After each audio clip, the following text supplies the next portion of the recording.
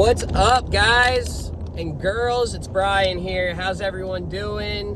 What is today? Tuesday? Monday? Who fucking knows?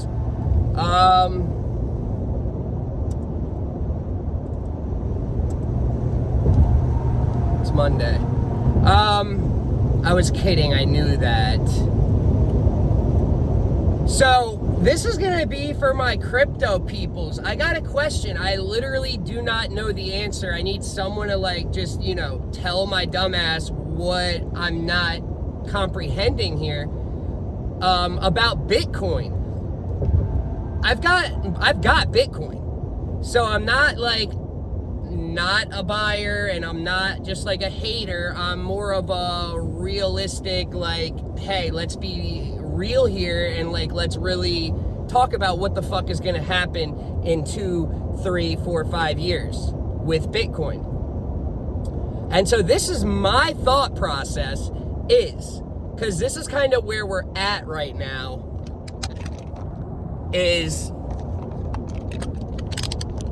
so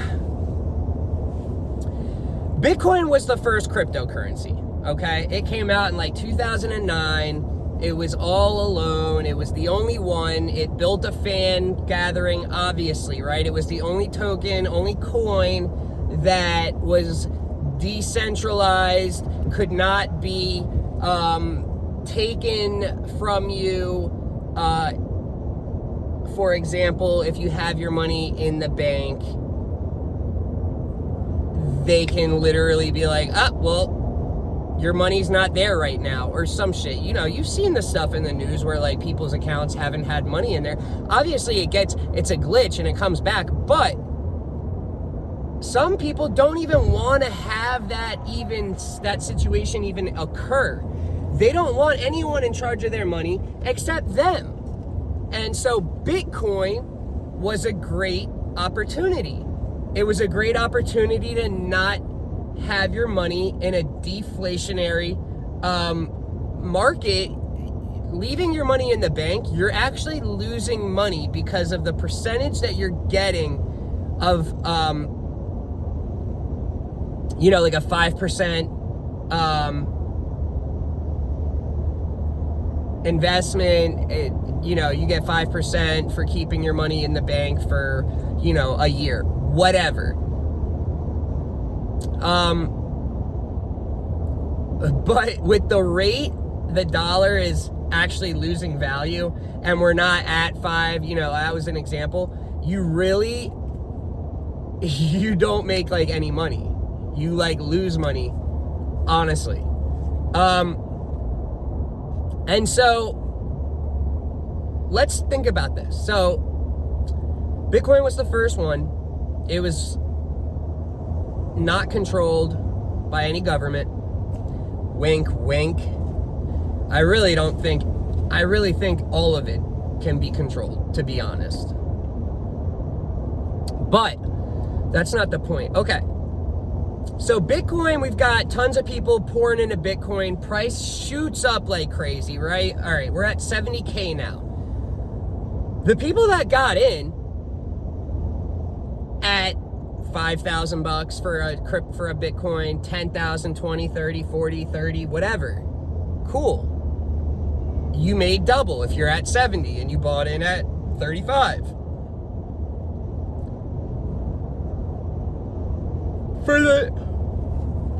For the new retail that's coming into crypto,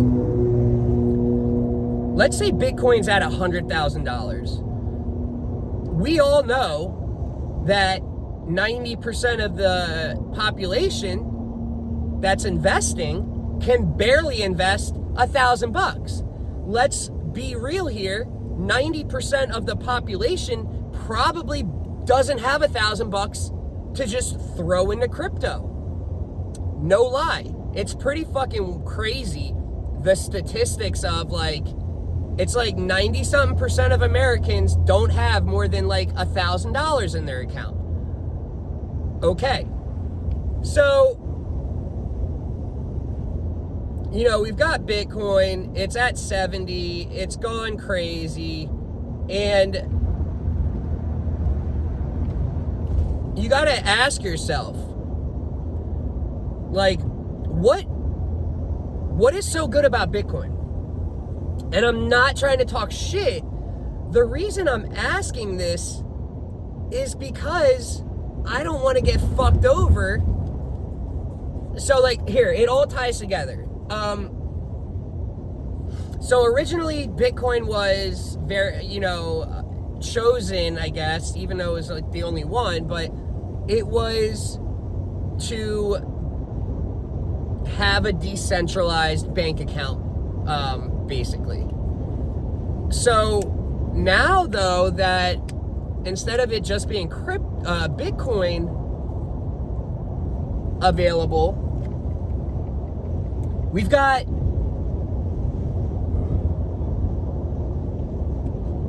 have like, 10 ISO 20022 tokens, which literally means they're like certified to do bank-to-bank messaging using a certain type of like language, program, code, whatever. And they're literally certified by the IMF, the BIS, the central bank of all the central banks. Like, they are keeping countries in check. And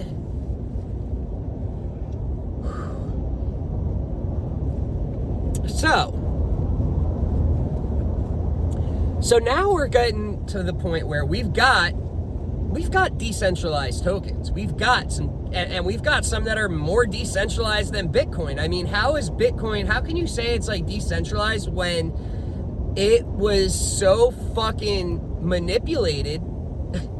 Every single time it's supposed to shoot up, it was manipulated.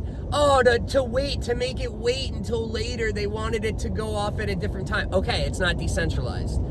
If you can control it and they're controlling it, I mean, during the ETF, the Bitcoin ETF, just so happens Grayscale is selling billions of fucking Bitcoin as billions are being bought.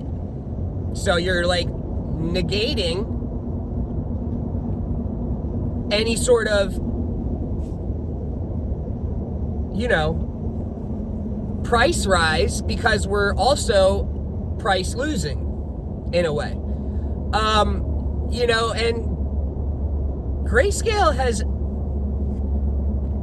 like, you've got to be fucking stupid if you really think it's a coincidence.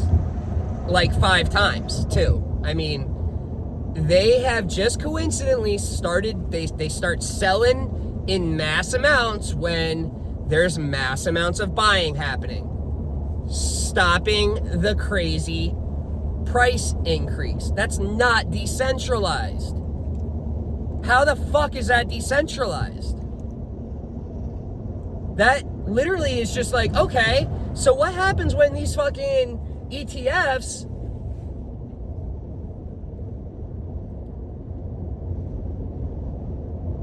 want to sell everything they got? Like, is there rules? Does that mean it's decentralized if there's rules? Are they allowed to sell whatever the fuck they want, whenever the fuck they want, all $150 billion? Like, what are the rules here? And I'm dead ass serious about that. I'm not being, a smartass. I want to know, because I literally am confused about that. Are there rules? There aren't, right? They could technically go and sell and buy and sell and buy as much as they wanted. Back when Bitcoin came out, we didn't know about the system as much, right? So, like, we all thought, a lot of people thought that it was untraceable, which it can be if you do things correctly. And see, nowadays it's going to get harder and harder because of the KYC, because every single exchange, any exchange you're signing up for to buy or sell is making you do KYC. Know yourself, ID, driver's license, social, whatever. You've got to prove who you are. So what does that do? Well, when you're signing up to an exchange, you know, you have like wallet IDs and whatnot. Basically what I'm getting at is, let's just say if you were to go sign up for a wallet, you know,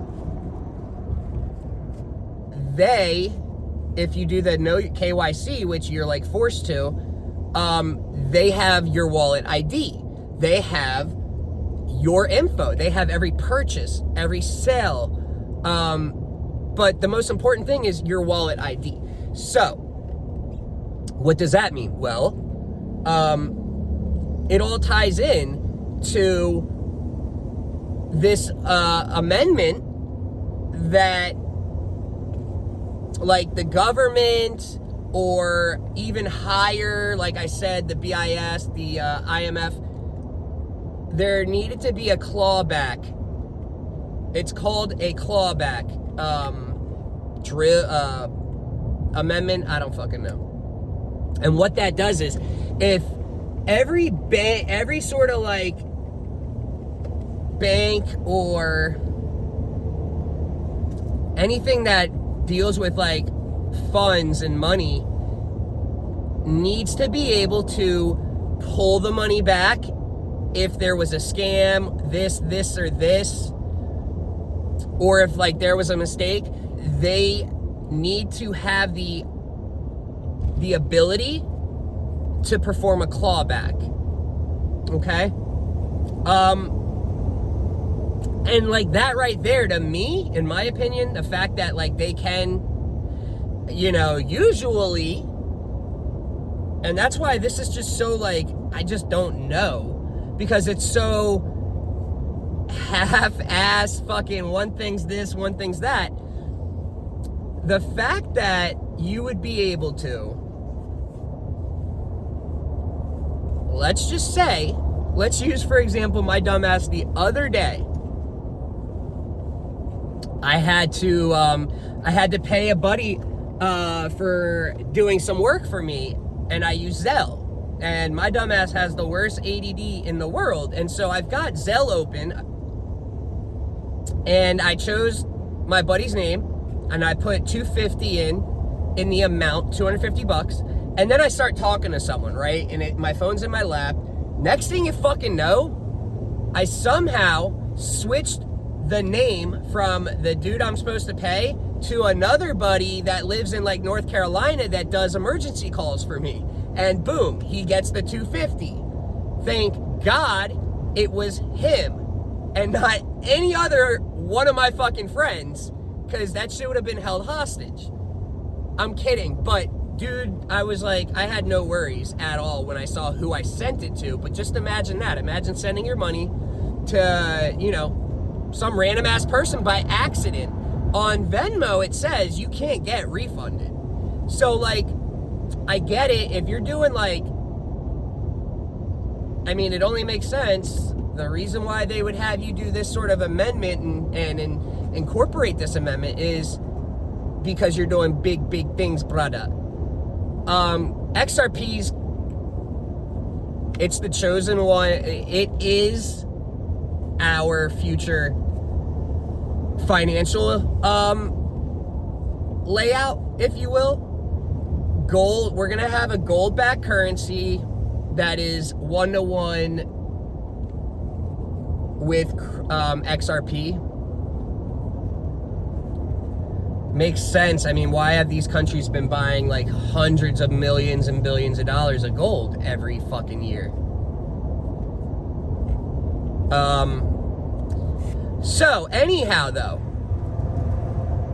so we've got new cryptocurrencies coming out. You know, we've got the ISO 2002s, HBAR, you know, Solana, XRP, XDC, XML or XLM.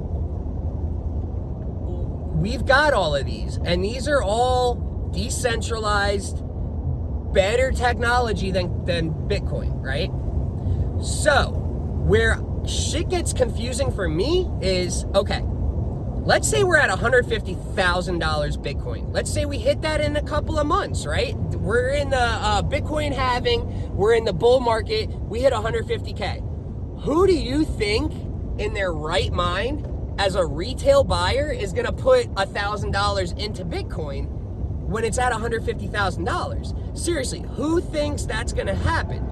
So Bitcoin is pricing out retail. Okay, retail can't buy in. Whatever, y'all have been saying that for so long, and it's happening. Cool. So retail can't buy in. No one's using Bitcoin to fucking buy anything because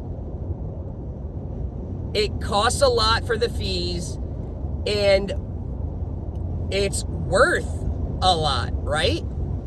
So if crypto retailers are not buying it, and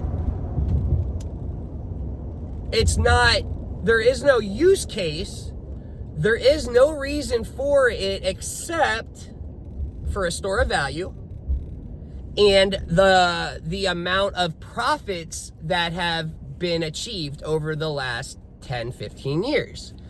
Why has that happened? Because it was the only one, it was the only trusted one, and so everyone dumped into there. But what's gonna happen, like I said, retail's not getting into Bitcoin. So let's pretend retail's gone.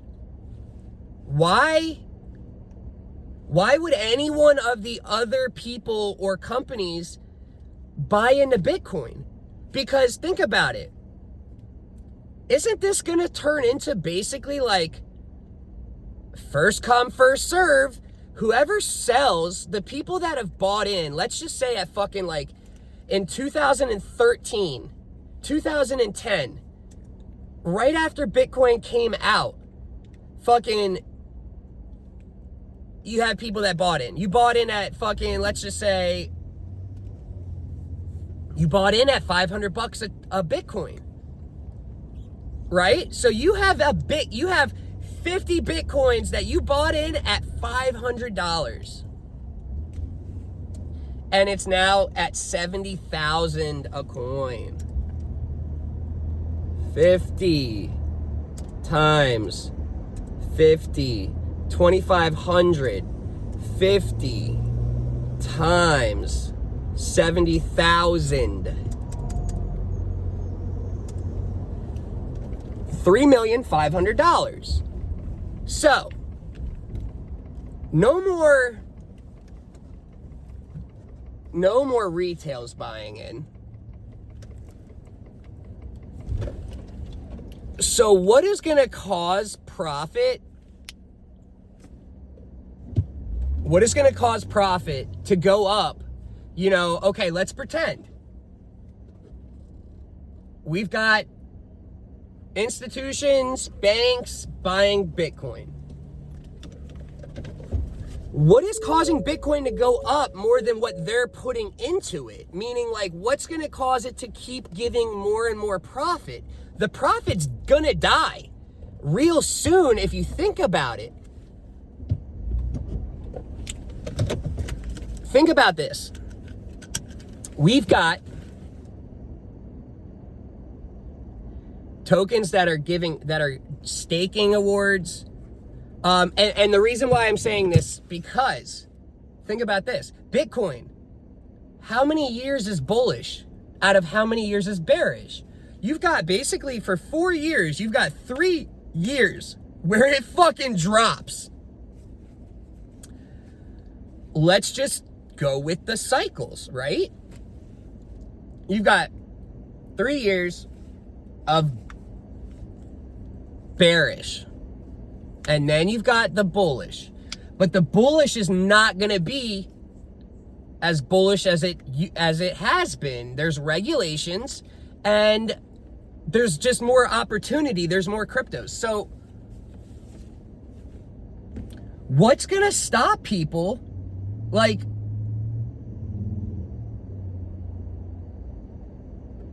so the person that bought like 50 tokens, 50 Bitcoin when it first came out for 500 a piece, and they're still holding right now.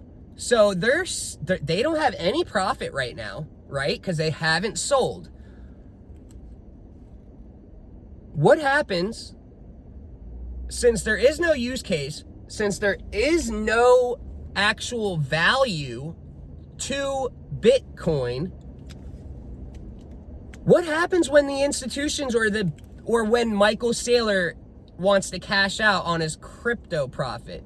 He sells out. He sells a $50 billion worth of crypto. What's going to happen to the price? What's going to happen to the price? So it's going to drop. Then you're going to have the other people that have bought in. They bought in at 500, or let's say they bought in at 700 a coin. They have 50 of them, and they're at 2,500,000 gains right now, but they have to sell it to get the gains.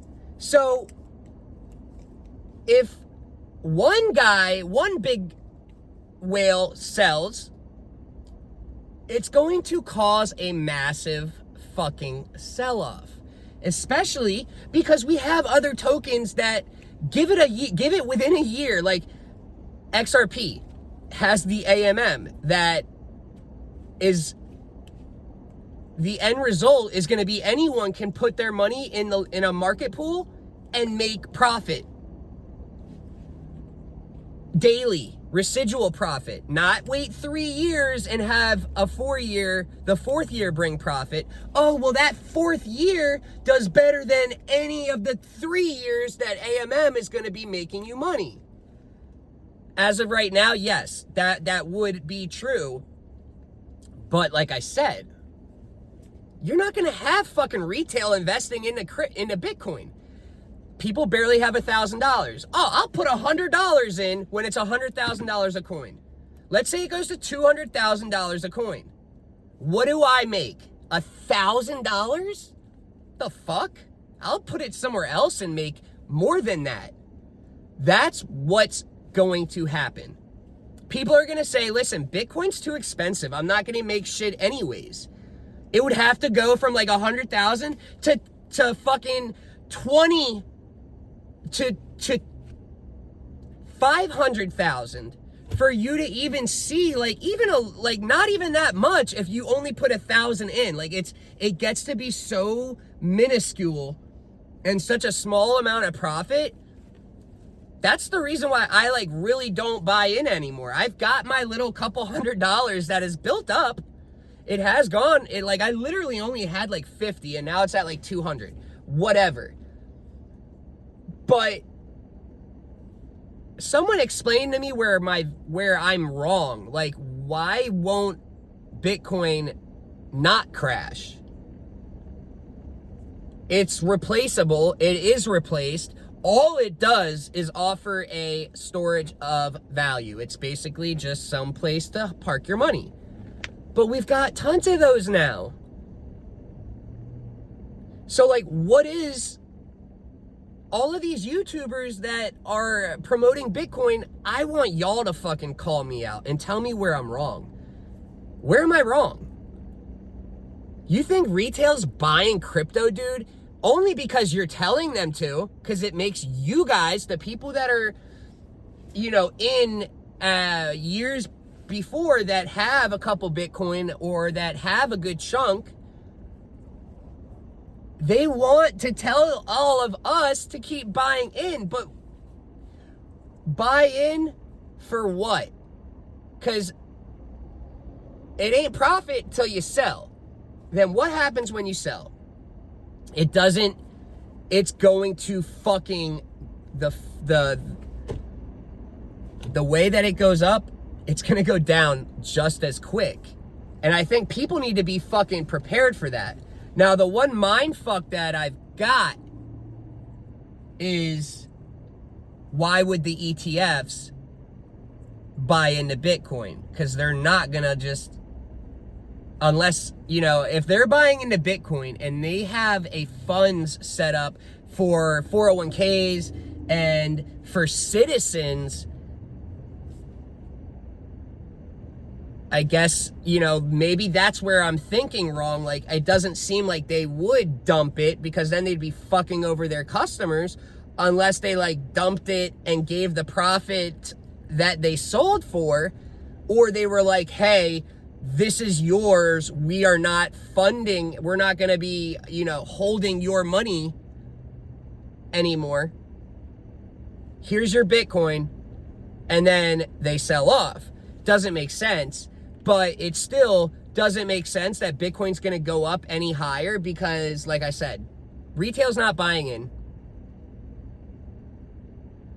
And when you think about a big fish putting 50,000 in, if it's only big fish putting 50,000 in and not the dumb retail that you guys rip off or utilize our naiveness to make money, because let's be real here, that is literally what it comes down to is,